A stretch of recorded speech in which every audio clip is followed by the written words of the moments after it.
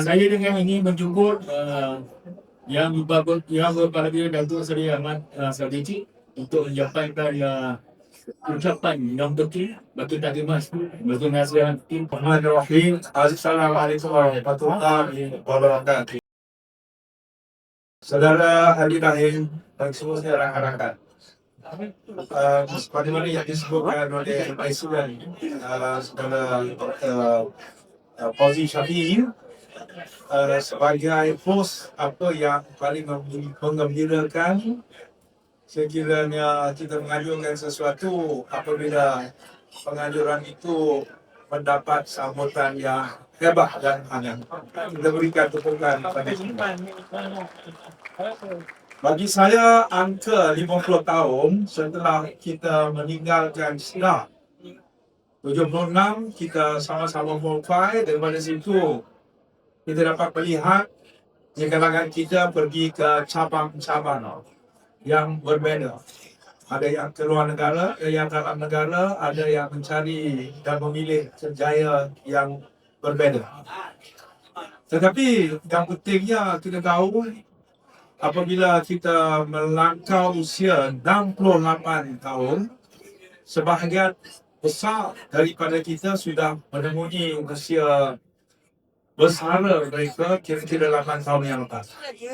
Dan bila saya bertanya dengan saudara Azila dan tim dia yang kerap berjumpa dengan saya, tepukan dulu pada mereka. Saudara Fauzi,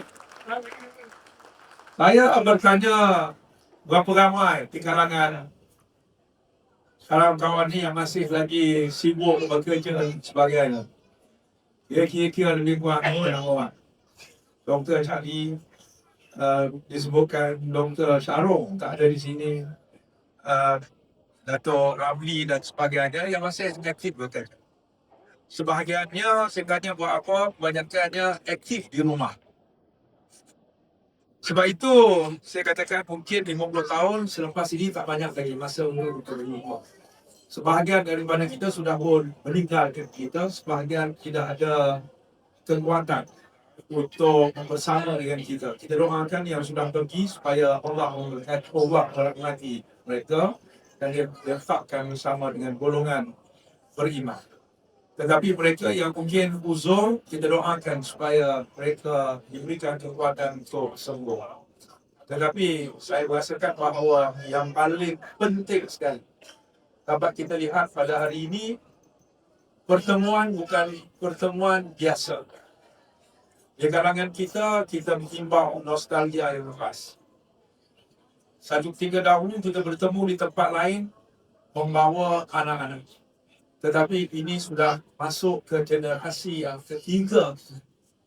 Dan generasi ketiga ini adalah benih kita yang dilahirkan daripada tempat kampung yang berbeza. Tetapi baja benih itu dibesarkan di suatu tempat yang begitu indah, yang bernama Sekolah Dato' Abdul Razak Sedar, yang kita rasakan cukuplah. Dan benih ini adalah merupakan, kita dapat melihat generasi yang ketiga, generasi yang cukup penting untuk kita lihat ia berkembang menjadikan generasi sedara. Dan saya percaya sedara 76 adalah merupakan antara sedara yang terbaik dalam banyak-banyak sedara. Bagi saya kali ini saya katakan sebagai host suatu pengajuran, saya katakan saya rasakan berbangga pada hari ini kita dapat lihat kehadiran yang hebat, semangat yang ditunjukkan, apa yang cucu-cucu kita persembahkan. Kita bangga. Kita bukan satu family, tetapi satu family besar yang luar biasa. Terima kasih dan terima kasih kepada Cara berikutnya kita minta Datuk Seri untuk cabut 5 golong ni untuk menentukan cabutan ketua.